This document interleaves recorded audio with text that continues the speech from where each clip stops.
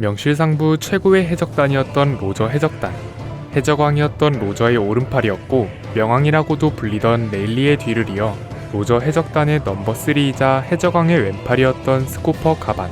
가반은 최신화에 등장하면서 많은 이목을 끌었고 차후 로저 해적단과 공백의 100년에 관한 이야기를 풀어주지 않을지 기대되는데요. 과연 그는 어떤 이야기를 가지고 있을까요? 그리고 그는 얼마나 강력했을까요? 간디 채널의 원피스 이야기 스코퍼 가반 편 지금 바로 시작합니다.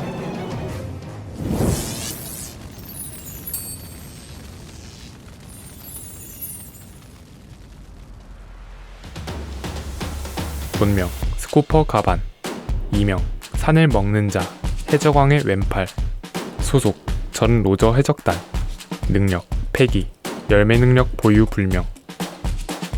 가반은 과거 로저의 이야기에 등장했을 땐 알이 작고 동그란 선글라스를 끼고 두 갈래의 앞머리를 제외한 나머지를 뒤로 넘기고 묶은 흑발을 지녔었습니다. 현재는 고령의 노인이 된 모습으로 이전과 달리 덥수룩한 수염이 생겼고 수염과 머리 모두 백발이 되었으며 끝부분이 검은색인 삿갓을 쓰고 등장했습니다. 이 삿갓 덕분에 2부 첫 연재 에피소드에서 크로커스와 대작하던 인물이 가반이었음이 밝혀졌습니다. 해적왕의 오른팔이었던 레일리는 각종 서적에 수차례 이름을 올렸을 정도로 거의 위인에 준하는 유명인이지만 그 바로 다음 가는 실력자이자 해적왕의 왼팔인 가반의 경우 일화는커녕 정보조차 거의 없었습니다. 하지만 가반이 본격적으로 등장하게 되면서 과거 회상으로 가반의 일화가 짤막하게 나왔을 때 징배가 유명한 이야기라며 맞장구 쳐주는 식으로 가반의 설정 공백을 메꾸고 있습니다. 여담으로 선장이었던 로저의 이름엔 골디, 황금이라는 단어가 포함되어 있고 부선장이었던 레일리의 이름엔 실버즈, 은을 뜻하는 단어가 있었기 때문에 로저 해적단의 3인자 이름엔 동에 해당하는 브론즈가 들어갔을 것이라 예상했었는데요. 해당 기믹을 두 음절로 맞추고자 했던 것인지 아쉽게도 브론즈는 아니었으나 대신 색은 비슷한 금속인 코퍼, 구리를 뜻하는 단어가 포함되었습니다.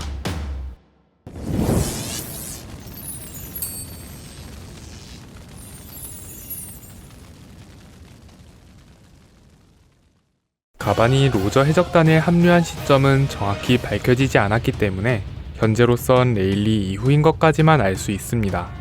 로저 해적단은 아무도 도착하지 못한 기록 지침의 종착점 로드스타 섬에 도달해 최후의 섬의 존재를 알아냈고 이후 포네그리프를 찾는 모험을 떠나게 됩니다. 그로부터 1년 뒤 가반을 포함한 로저 해적단은 갓벨리 사건에 참전해 가프와 연합했는데 훗날 대해적이 될 유망주들이 속해 있었던 최강의 해적단인 록스 해적단을 괴멸시킵니다. 이후 보물상자에서 갓난아기였던 샹크스를 발견하고 로저 해적단의 일원으로 거두게 됩니다.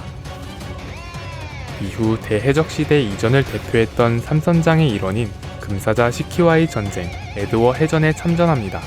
당시 견습생이었던 버기는 시키의 군세를 보더니 빨리 로저를 말리고 도망가자고 했으나 가반은 태연하게 버기의 모자를 붙잡고 언제는 로저를 설득시킬 수 있었냐는 말을 하며 그대로 참전한 것으로 추정됩니다.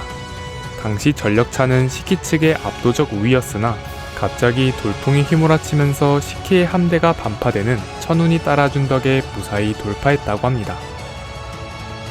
이후 어느 섬에 잠시 머물고 있었는데 당시 흰수염 해적단 소속이었던 오뎅이 달려들자 가반은 레일리와 함께 오뎅을 막기 위해 준비합니다. 하지만 로저가 먼저 나서서 대처했고 흰수염 해적단과의 충돌로 이어졌는데 가반은 레일리와 같은 위치에서 전투를 지휘했습니다. 3일 밤낮으로 싸워도 결판이 나지 않았던 전투는 어느샌가 자연스럽게 술판으로 변질되었고 오뎅이 포네그리프 석공의 후예임을 알게 된 로저가 흰수염에게 무릎을 꿇으면서까지 오뎅이 임대를 부탁하는 걸 가반은 탐탁지 않게 여깁니다. 결과적으로 흰수염을 설득하는 데 성공한 오뎅이 임대 형태로 로저 해적단에 합류하게 되자 가반은 한동안 오뎅을 경계했으나 금방 친해졌는지 자연스럽게 동료로 맞이합니다. 마침내 가반은 로저와 함께 최후의 섬에 도달하게 되었고 로저 해적단 전원은 그토록 염원하던 원피스를 확인하더니 한바탕 크게 웃었습니다. 이에 로저는 참으로 웃긴 이야기라며 최후의 섬에 라프텔이라는 이름을 붙입니다. 여정을 마친 로저 해적단은 해산하게 되었고 가반도 다른 선원들과 마찬가지로 오열하며 헤어집니다. 이후 가반은 세계 정부의 눈을 피해 거인족의 나라인 엘바프에 정착하고 응거하던 중 위플리라는 여성과 눈이 맞아 아들까지 갖게 됩니다. 로저의 사후 대해적 시대가 펼쳐지게 되면서 해군은 굳이 로저 해적단을 열심히 수색하진 않았는지 가반은 쌍둥이 언덕에 머물고 있는 크로커스와 만났고 정확한 시점은 불명이나 그리 멀지 않은 과거에 엘바프에 방문한 샹크스가 루피에 대해 귀띔해준 것으로 밝혀졌습니다. 이때 가반은 이전에 샹크스와 만났을 때 자신이 순순히 루피를 믿을 거라 생각하냐고 물었는데 본인이 원하는 대로 해도 된다고 합니다. 그렇게 작중 시점으로 넘어와 가반은 밀짚모자 일행을 맞이할 준비를 합니다. 그런데 정작 루피 일행 앞에 등장하면서 자신의 정체를 제대로 밝히지 않았고 루피가 로키의 감금을 풀겠다고 하자 가반은 로키를 풀었다가 최악의 사태가 발생하면 어떻게 막을 것인지 묻습니다. 이에 루피가 어떻게든 날려버리고 다시 집어넣겠다고 하자 가반은 루피에게 위험성을 다시 상기시킵니다. 하지만 가반의 말을 무시하고 무작정 떠나려 하자 가반은 막무가내 같은 루피의 모습에서 로저를 떠올리며 한바탕 웃더니 로드에게 열쇠가 있는 비밀 창고를 열으라 명합니다. 직후 가반은 루피를 테스트해보려는 듯 열쇠를 원한다면 어디 한번 뺏어보라고 도발합니다. 가반은 열쇠의 패기를 두르고 루피를 때리기도 하고 루피의 입에 쑤셔 넣기도 하면서 농락하다가 갑자기 쌍도끼를 꺼내더니 무수한 참격을 가합니다. 그러다 루피가 기어5를 발동하고 조로까지 싸움에 합세하려 하자 가반은 갑자기 항복을 선언하더니 열쇠를 넘겨줍니다. 이후 루피에게 모든 일을 마치고 엘바프가 무사하다면 다시 자신을 찾아오라고 말하며 퇴장합니다.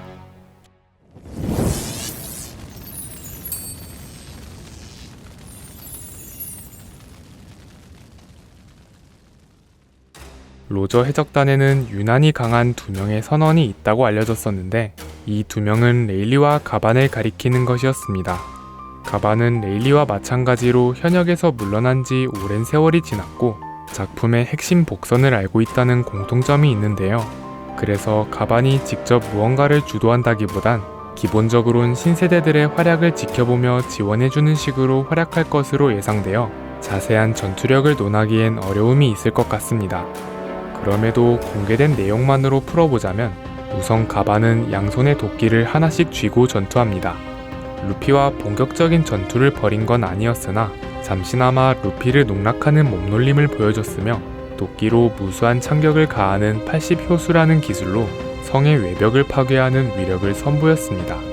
애니메이션에선 설정 보충을 위해서인지 당시 흰수염 해적단의 2번대 대장이었던 오덴과 호각으로 싸우는 장면이 추가되었습니다.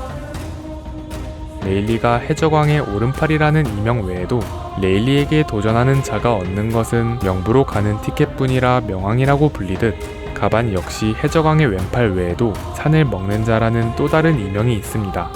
과거 가반은 로저의 치료를 위해 산에 있는 병원으로 로저를 이송했던 적이 있었는데 당시 그 산에는 100여 명의 해적이 있었다고 합니다. 해적들은 로저를 노리고 병원을 포위했으나 가반이 혼자서 도끼 2자루만으로 해적들을 몰살시켰고 이 전투의 여파로 그 산에는 나무가 단 한 그루도 남지 않은 민둥산이 되었다고 합니다.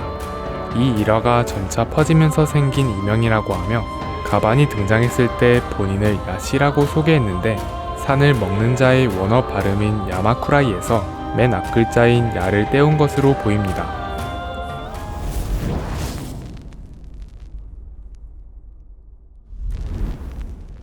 해적왕의 왼팔이었음에도 오른팔이었던 레일리에 비해 단편적인 정보로만 풀리다가 마침내 등장한 가반. 가반 역시 노인임에도 여전히 건재함을 보여줬으나 아쉽게도 열쇠를 넘겨주고 빠르게 퇴장했는데요.